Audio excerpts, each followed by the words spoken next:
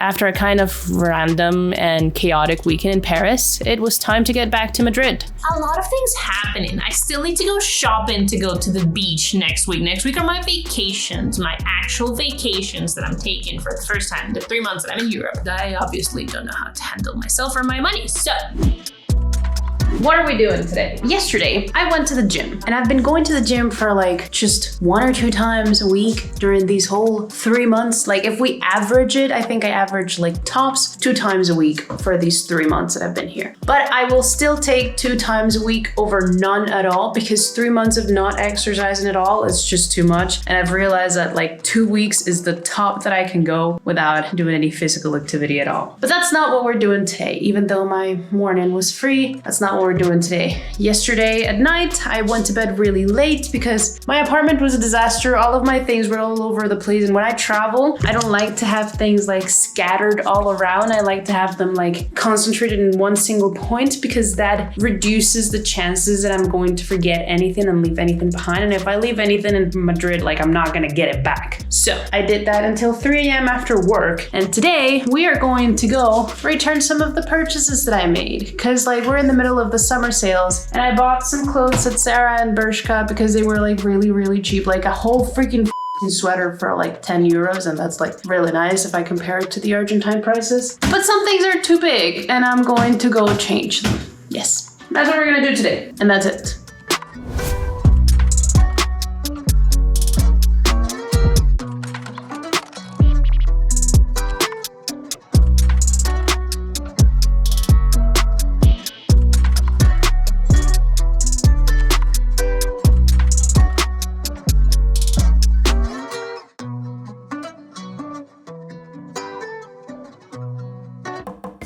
And we have to once again interrupt our not so regular Madrid content because it is time to go to the beach. So let's jump straight to the next morning when I'm on my way to the meetup point by the car we rented for the trip.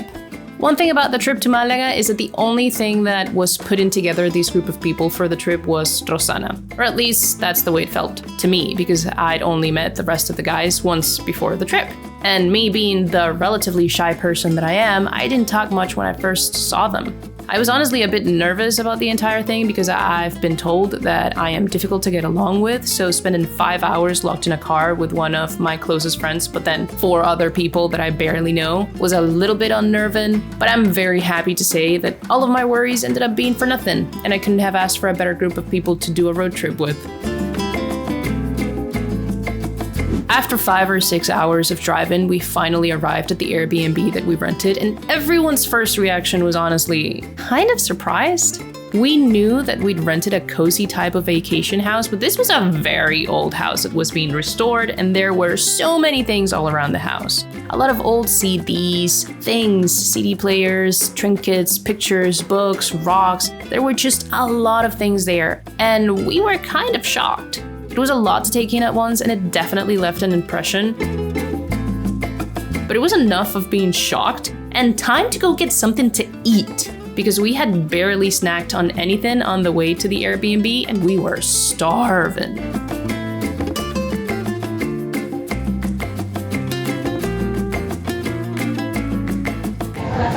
It is time to go grocery shopping so we can actually cook while on the trip, and watch me being obsessed with buying Nestea instead of any other drink. Mercadona. ¿Quieren de esto? ¿No hay Nestea? No. Pero hay tea de hacendado y té verde. Bueno, puede ser la Nestea, pero vamos a tomar Nestea. Acuario, ¿podemos meter un acuario? ¡Ay, hay Nestea! ¡Las botellas esas de Nestea! Perdón.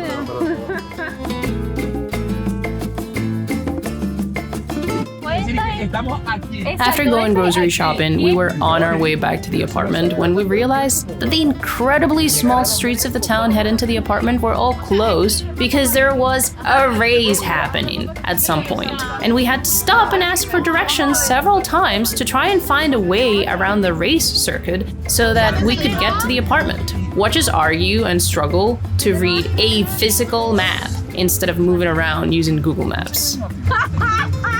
Ay, si la que tiene 30 años aquí. How do you decide if a random stoplight in the middle of a basically deserted street is actually meant to be paid attention to or not? Yo sí, ¿qué hago? ¿Dónde está el semáforo? No nos multaron.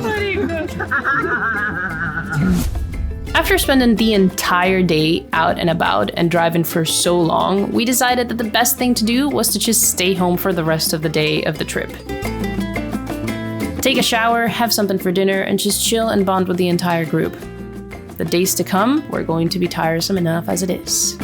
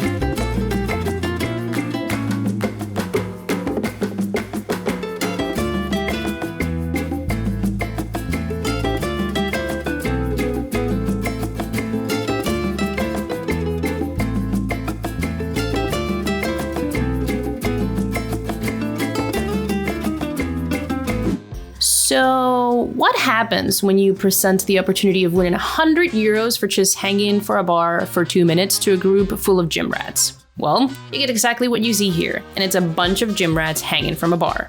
The idea was that if you paid 10 euros to participate and if you were able to hang from the bar for 2 full minutes, or 1 minute and 40 seconds if you were a woman, you would win 100 euros. Now, this is more difficult than it looks because your finger strength can really give out on you very easily. But we were all confident that with how much we trained, at least one of us had to be able to make it. We all had the most faith in Guido because he's the strongest of the group, so he was the first one to give it a go, but no luck. After that came Guille, and we all really believed in him because if Guido couldn't make it because he was too heavy, Guille would have a better chance because he's also really strong, but also slimmer than Guido. But no luck. At this point, if Guille and Guido had not been able to complete the challenge, I knew for a fact that I was not going to be able to make it, but I still wanted to try my chances, as you can see, and no such luck. At the end of the day, we lost 30 euros playing this game, but honestly, isn't the most important part of playing any game to have fun? And my friends and I had a great laugh just by participating.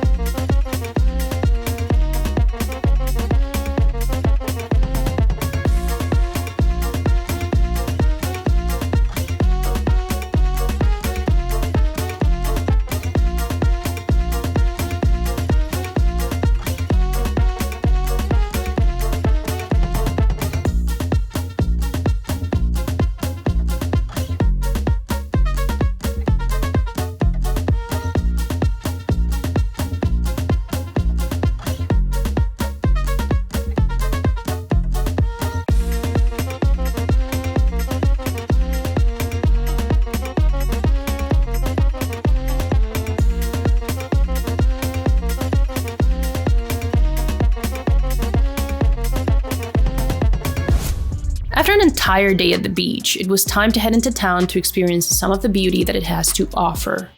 When we decided to do this trip, we all knew that we were going to Malaga in Spain, but we all knew that the actual main event was going to be Nerja. And what an experience that was. The entire town makes you feel like you're in a movie, but I will talk a little bit more about that later. For now, the focus was on finding something to eat, and after walking around the town like 30 to 40 minutes, we decided to sit down at the trattoria italiana we had walked past like twice before, and now you'll just get to see us enjoy the best freaking lasagna that we've had in our entire lives.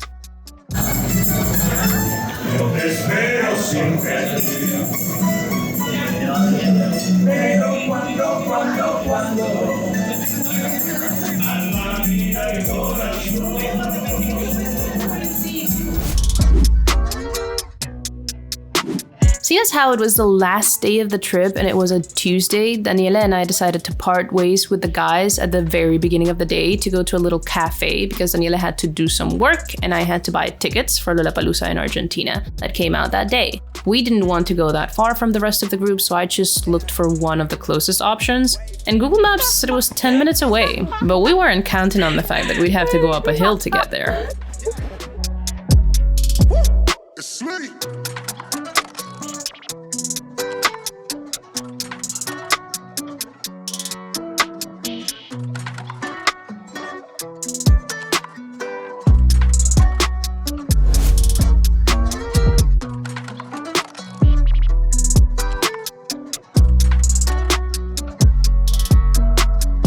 I'm gonna lose my mind. My body and my mind were overcome with joy. I'm exhausted. Being away from home for 3 months is really too much.